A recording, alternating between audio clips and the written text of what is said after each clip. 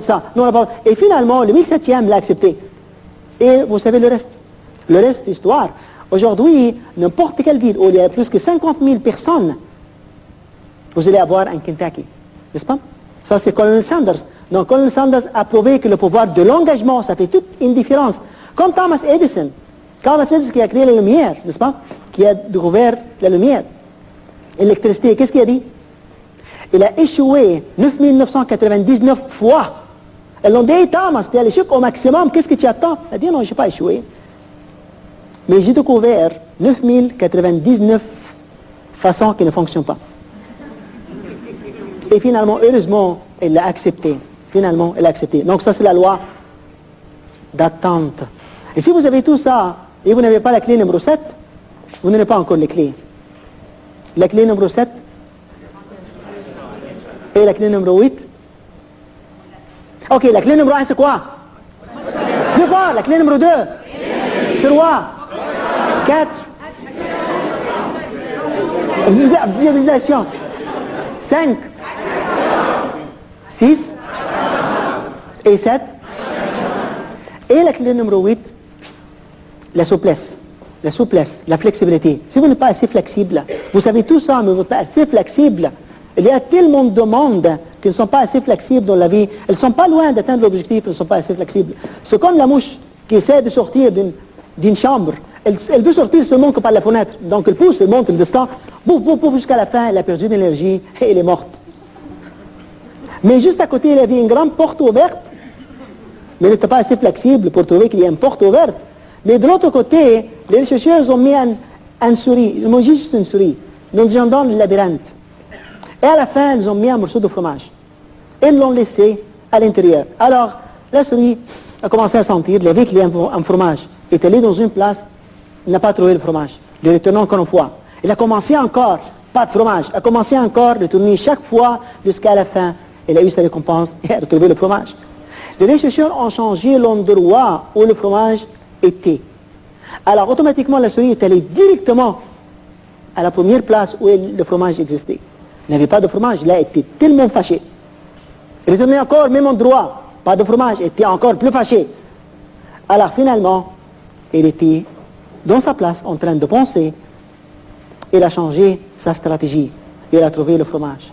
Ça, c'est le pouvoir de flexibilité. Regardez la différence entre une mouche qui est morte parce qu'elle n'est pas flexible et la souris qui est tellement flexible, c'est pour ça qu'elle a trouvé sa récompense. Si vous êtes flexible dans la vie, vous allez avoir la récompense. Et la clé numéro 9, la patience. La patience. Connaissez-vous quelqu'un qui n'était pas loin d'atteindre son objectif? Elle laisse tomber parce qu'il n'était pas patient. Connaissez-vous quelqu'un comme ça? Peut-être vous. Alors ça prend la patience. C'est très important, vous voyez, avec toutes les clés que je viens de vous dire maintenant, quelqu'un comme Ron Scanlon, ce gars-là, cette personne-là, un jeune homme de 7 ans qui était plein d'énergie, il avait tous les rêves dans la vie, et puis il a eu un accident, il a perdu toutes les deux jambes. Alors, il s'est posé la question, comment ça se fait et pourquoi moi?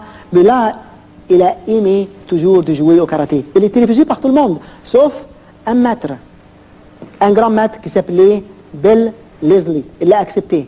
Il a continué à jouer avec lui. Aujourd'hui, Scanlon est le 8e dan ceinture noire en Kung Fu. Il a son école qui fait au-delà de 350 000 $ par année.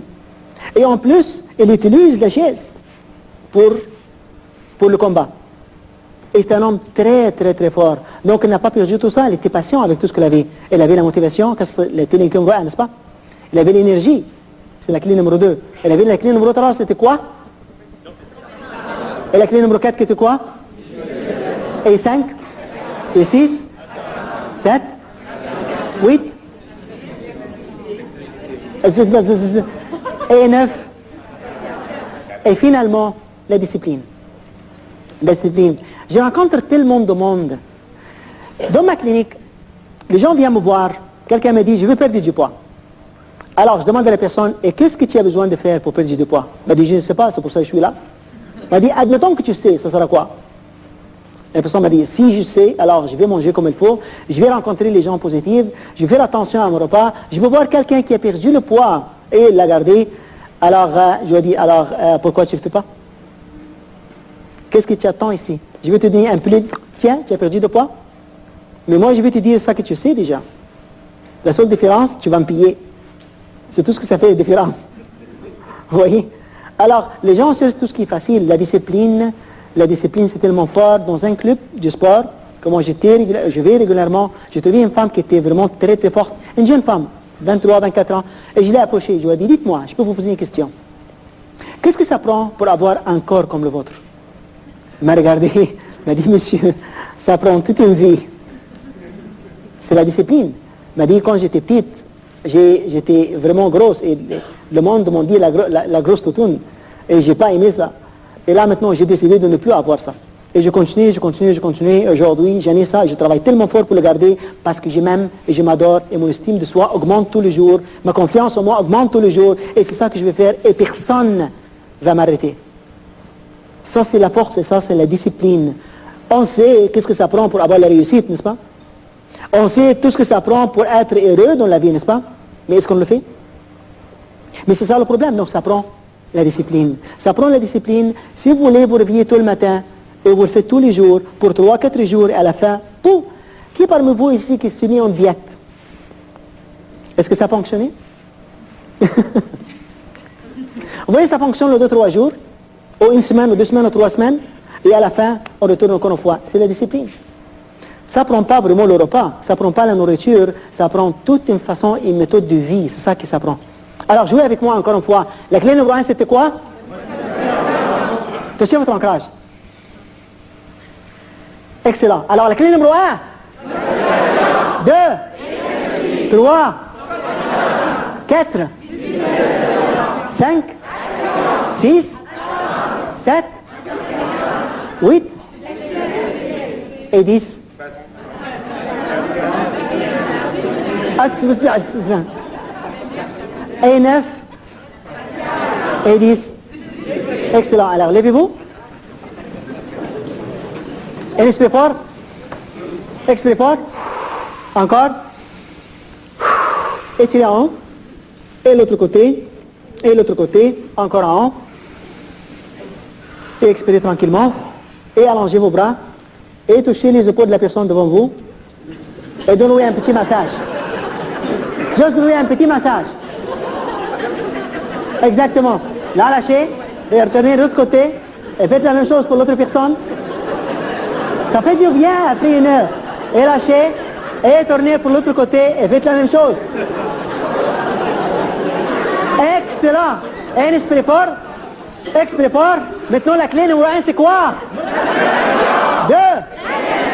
3. 4. 5. 6. 7. 8. Excellent. Et 9. Et 10.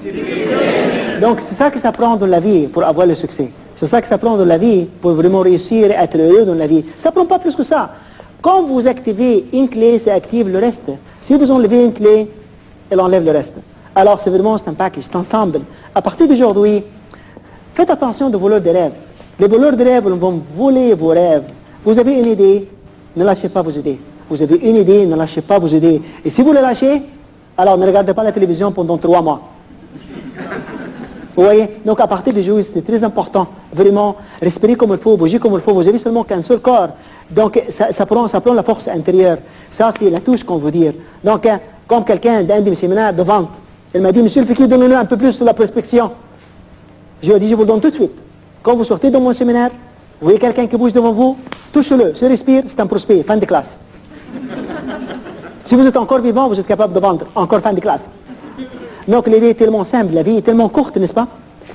Alors vivez aujourd'hui comme si c'était la dernière de votre vie. Parce que ça se peut que ce soit vraiment la dernière de votre vie. Et appréciez la vie, n'est-ce pas? Alors on va prendre un break et merci beaucoup d'être là.